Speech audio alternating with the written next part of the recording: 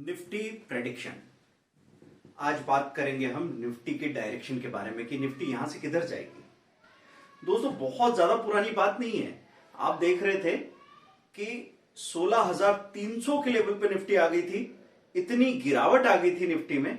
उसके बाद में शॉर्ट कवरिंग आना शुरू हुई, बहुत तेजी से बाइंग हुई और देखते देखते देखते जनवरी के महीने में, मतलब दिसंबर लास्ट से लेके जनवरी के महीने में इतनी बाइंग आई कि ये 18,300 तक निफ्टी आ चुकी थी।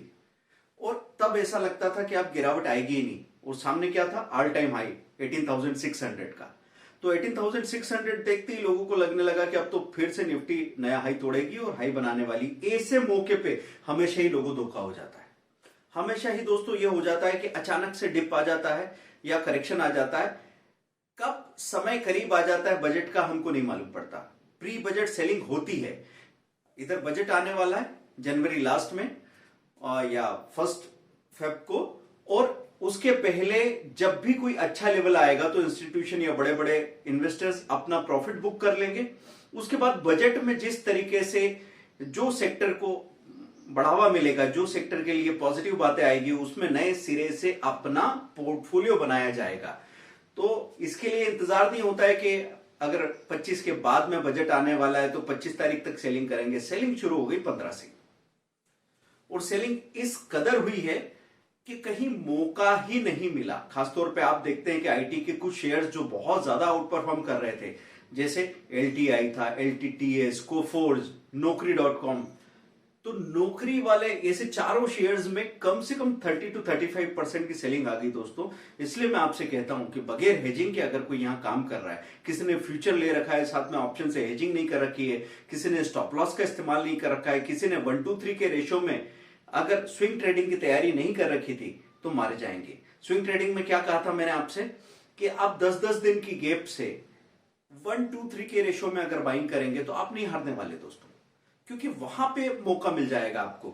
अब देखना यह है 17,000 के लेवल पे निफ्टी ने आके एक सपोर्ट लिया है। 17,000 से अगर ये सिर्फ पुलबैक रैली है तो ये थोड़ा सा ऊपर जाएगी, और हो सकता है अगले दिन ही वहां से सेलिंग आ जाए। 26 जनवरी तो हॉलीडे है, उसके बाद 27 जनवरी को क्या मूड रहता है हम लोग देखने वाले हैं। लेकिन यहां पे आपको क्या करना है, यहां पे अगर आप इंट्राडे ट्रेडिंग कर रहे हैं तो मैं आपसे कहूंगा कि वीकली हाई लो नजर में रखना। जैसे ही वीकली हाई टूटेगा ये सीधा भाग के ऊपर जाने वाली है, लेकिन वीकली हाई हो सकता है बहुत ऊपर हो। वीकली लो अगर नहीं टूटता तो शॉर्ट सेलिंग बिल्कुल मत कीजिएगा। कॉल पुट का कॉम्बिनेशन बना के रखना है, जिसमें कॉल थोड़ा बड़ा होगा, पुट छोटा होगा तो भी चल जाएगा दोस्तों। अब स्टॉक्स की बात करें तो स्टॉक्स में जो भी स्टॉक ऐसे हैं जो अपना ऑल टाइम हाई या साल भर का हाई तोड़ने की कगार पे हैं, उनमें आप काम कर सकते हैं। मैं अगले वीडियो में आपको बताने वाला हूं कि कैसे आज के दिन में हमने ट्रेड किया और इंट्राडे में बहुत बड़ा प्रॉफिट मिला, और कैसे बाजार जब ठीक ठाक लेवल पे था तब हमने वहां थोड़ी प्रॉफिट बुकिंग की थी, उसके बाद फंसे नहीं। तो नहीं फंसने के लिए क्या चीज काम में आती है, कौन सा मेथड था जिसकी वजह से ये मंदी हम बड़े आराम से झेल पाए, या आपको मैं अगले वीडियो में शेयर करने वाला हूं। दोस्तों मैं यहां ये बताने जा रहा हूं कि एक होता है गजनी कॉम्प्लेक्स। गजनी कॉम्प्लेक्स ये मैंने नाम दिया है कि गजनी फिल्म देखी है आपने, उसमें है ना शॉर्ट टर्म मेमोरी लॉस रहता है आमिर खान को।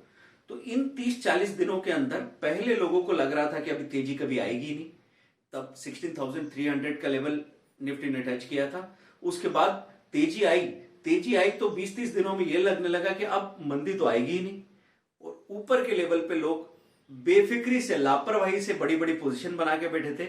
और अब जब गिरावट 17,000 तक आ गई है तो यहां पे भी लग रहा था कि अब तेजी आएगी नहीं। मतलब थोड़ी थोड़ी देर में हम भूल जाते हैं कि भाई मंदी थी, फिर तेजी आई, फिर मंदी कभी भी आ सकती है।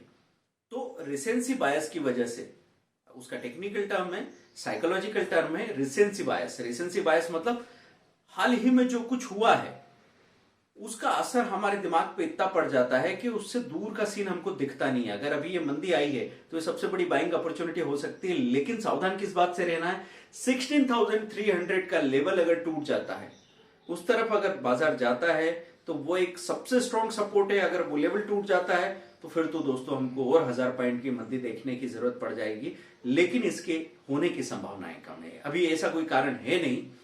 तो अगर आप ट्रेडर हैं तो आपको हेजिंग के साथ और स्ट्रिक्ट स्टॉप लॉस के साथ सही वॉल्यूम में ट्रेड करना है।